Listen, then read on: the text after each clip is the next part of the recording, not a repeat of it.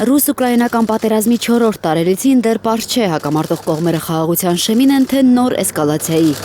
Ուկրաինան Եվրամիություն չի մտել, բայց Եվրոպայից նորից է մի ներկայացուցչական պատվիրակություն Կիև ժամանել Եվրահանձնաժողովի նախագահի գլխավորությամբ։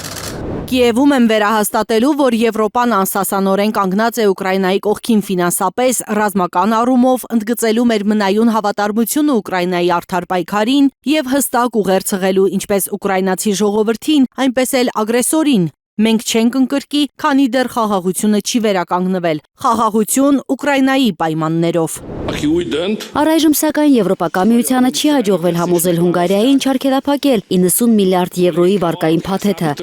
որը արևմուտքը խոստացել էր Ուկրաինային։ Փոխարենը նոր խոստումներ են հնչել։ Մեծ Բրիտանիան պատրաստվում է զորք տեղակայել Ուկրաինայում։ Ստեղծվել է 70 հոգանոց շտաբ, բազմազգ ուժեր ստեղծելու համար։ Ըստ բրիտանական կառավարության, հնարավոր ռազմական տեղակայման նախապատրաստման բյուջեն կազմում է 200 միլիոն ֆունտ ստերլինգ։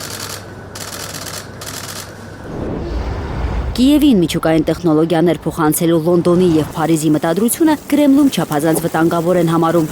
Տեղեկությունը Ռուսաստանի արտաքին հետախուզության ծառայությունն է հրապարակել։ Վտանգին արձագանքել է Կրեմլի խոսնակը։ Մենք անպայման հաշվի կառնենք այս տեղեկությունը եւ կներառենք բանակցություններում, քանի որ դա պոտենցիալ չափազանց վտանգավոր տեղեկություն է։ Կրեմլը սակայն չի հաստատել Ժնևում հաջորդ բանակցությունների ամսաթիվը փետրվարի 26-ից 27-ը, որի մասին հայտարարել էր Ուկրաինայի նախագահի գրասենյակի ղեկավար եւ բանակցությունների մասնակից Կիրիլ Բուդանովը։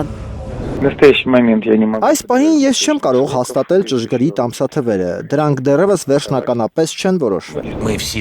Պատերազմի 4-րդ տարելիցին Ուկրաինայի նախագահը ուղերձով դիմել է ուկրաինացիներին առաջին անգամ ցուցադրելով իր բունկերը։ Բանկովոյ փողոցի բունկերում գտնվող այս փոքրիկ գրասենյակից եմ պատերազմի սկզբում վարել առաջին բանակցությունները համաշխարհային առաջնորդների հետ։ Առաջին անգամ այստեղից եմ խոսել Միացյալ Նահանգների նախագահ Ջո Բայդենի հետ։ Նա ինձ զգուշացրեց. Վլադիմիր, սպառնալիք կա, դու պետք է անհապաղ լքես Ուկրաինան։ Մենք պատրաստ ենք օգնել։ Ես պատասխանեցի. ինձ զենք է պետք, ոչ թե տաքսի։ Կիևից հակասական հայտարարություններ են հնչում։ Ուկրաինացի շատ պաշտոնյաներ պնդում են, թե զիջում չի լինի, Ուկրաինան մինչև վերջ կկռվի։ Միևնույն ժամանակ Զելենսկին Financial Times-ին տված վերջին հարցազրույցում հայտարարել է, որ Ուկրաինան եւ Ռուսաստանը գտնվում են պատերազմի ավարտի սկզբում։